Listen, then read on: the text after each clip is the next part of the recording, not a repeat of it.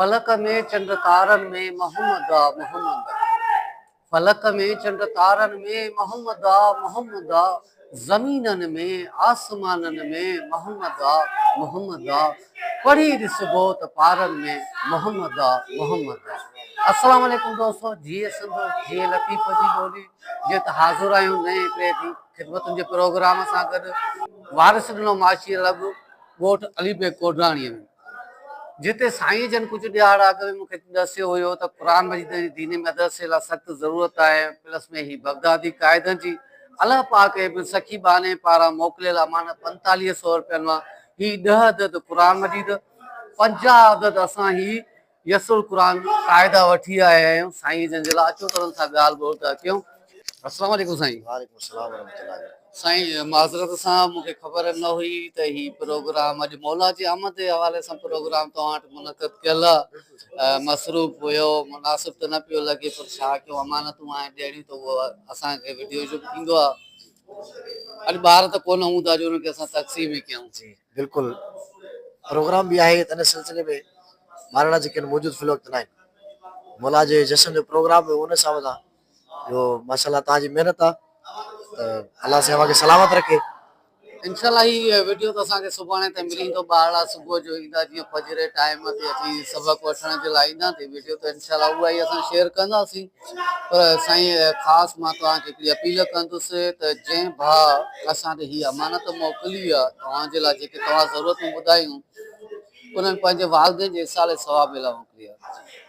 Specially मां request कंदुमि त उन्हनि जे लाइ कुल शरीफ़नि वग़ैरह बंदोबस्तु सुभाणे उन्हनि खे दुआ में ज़रूरु यादि रखिजो। इंशाल्लाह ये उनजे लाइ सदका जारी आहे। जेतिरा ॿारड़ा क़ुरान मजीद जी तालीम हासिल कंदा, पढ़ंदा रहंदा, उनखे सवाब मिलंदो रहंदो। ऐं इंशाल्लाह असां बि उनजे लाइ दुआ कंदासीं। अल्लाह पाक उनजी बेहिसाब बख़्शो मग़फ़िरत फरमाए, उनखे मदीने जे साईं शफ़ाअत जो हक़दार बणाए, जन्नतुल फिरदौस में आला मक़ाम अता। आमीन आमीन। साईं सुजाग न्यूज़ जी टीम रतेदरे में बि तव्हांजे यादो अॼु हिते ॻोठ पहुती आहे। ॻोठ अलीबेग कोडराणीअ में कीअं पियो महसूसु थिए? साईं ये खणी चवां त उदाई में रोशनी सुजाग न्यूज़ ऐं सुजाग न्यूज़ ख़ासि करे जंहिंखे अवां रोशन कयो, अवां जी महिनतुनि। सुजाग न्यूज़ खे अॻु में कोई बि न सुञाणींदो हो। साईं सलीम अल्लाह ख़ान जलवानी साहब जी महिनत आहे जेके सुजाग न्यूज़ खे अॼु सभु कुझु सुञाणींदो पियो। अवां जी महिनत अल्लाह पाक अवां खे सलामत रखे, अञा बि अवां खे वधीक जज़्बो अता फरमाए। आमीन अवां जो महिनतूं सारा जो बि आहिनि। सिर्फ़ु ही क़ुरान मजीद न, बल्कि असां ॾिसूं पिया अवां सोशल वर्क में, जीअं किथे पाणी जी ज़रूरत आहे, कंहिं ग़रीब खे, कंहिं मिस्कीन खे, कंहिं मदरसे में को बीमार आहे, को मज़दूर आहे, कंहिंखे कहिड़ी ज़रूरत आहे, कंहिं राशन वग़ैरह न आहे, असां ॾिसंदा रहूं था, ॾाढी दिलि ख़ुशि थिए थी।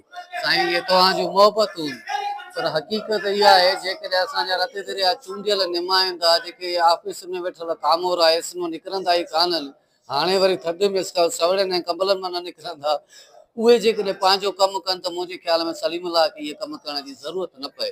पर रब जंहिंखे नवाज़े चाहे उन मूंखे चूंडियो आहे इन कम लाइ, इन ख़िदमतुनि जे लाइ। मां त पाण खे ख़ुशि नसीब थो सम्झां, शहर हुजनि या ॻोठ हुजनि, ही क़ुरान मजीद हर हर्फ़ जो सवाब आहे। ही हर्फ़ ॿारड़ा जेसि ताईं पढ़ंदा, साईं साल त हलनि था क़ुरान पाक, इहे सालनि वरियनि ताईं उन्हनि खे सवाब मिलंदो।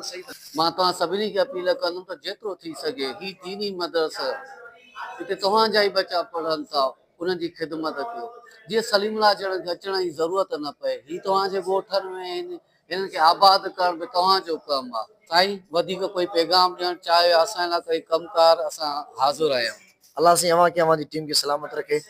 ऐं यकीनन उमेद हूंदी, तव्हां जी उमेद हूंदी, चूंडियल निमाज़नि में का उमेद कोन्हे का।